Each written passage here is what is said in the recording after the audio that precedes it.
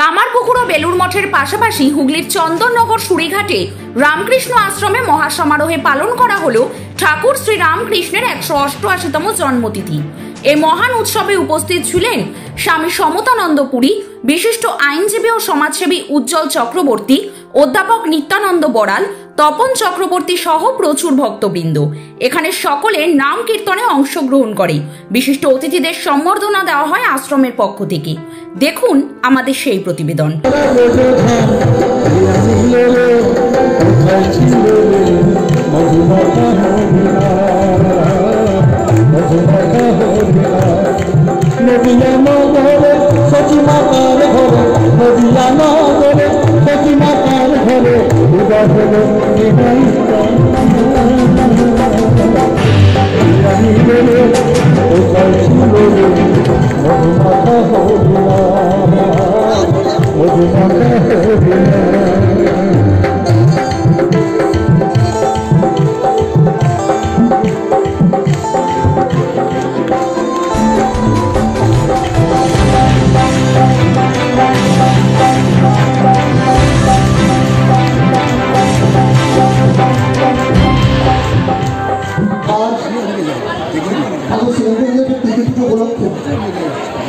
আমি এই ঠাকুরগাঁও জায়গায় এসে ঠাকুর মাকে প্রণাম জানিয়ে মহারাজের চরণ স্পর্শ করে নিজেকে ধন্য অনুভব করছি। ঠাকুরের তিথি পুজো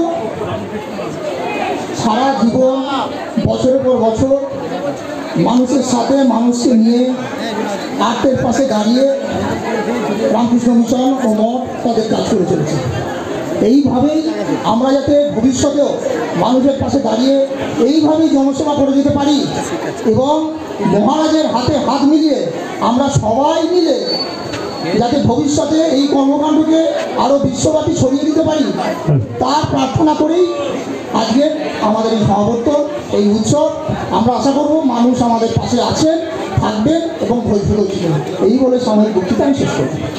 আজ ঠাকুর শ্রী রামকৃষ্ণদেবের জন্মতিথি, এই উপলক্ষে চন্দননগর রামকৃষ্ণ মিশন সুরিঘাটের নিমন্ত্রণে এবং বিভিন্ন সন্ন্যাসী এবং অতিথিবৃন্দের নিমন্ত্রণে আজকে আমরা এখানে উপস্থিত হয়েছি।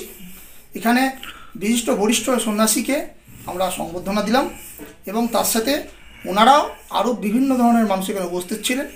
আমরা সবাইকেই সম্মানিত করি, মহারাজদেরও করেছি এবং উনিও আমাদের বুকে জড়িয়ে নিয়েছেন। এইভাবেই আজকে বিভিন্ন অনুষ্ঠান উৎসবের মধ্যে দিয়ে এই রামকৃষ্ণ মিশনের আজকের দিনটি পালন হলো। আপনি কেন এসেছেন? আমি প্রধানত বেলুর মঠের দীক্ষিত এবং রামকৃষ্ণ মিশন কামারপুকুরের এক্স স্টুডেন্ট এবং ঠাকুর মায়ের আদর্শকে অবলম্বন করেই আমাদের এই অগ্রগতি এগিয়ে চলেছে। হুগলি থেকে প্রদীপ বসু রিপোর্ট, 24 ঘন্টা লাইভ।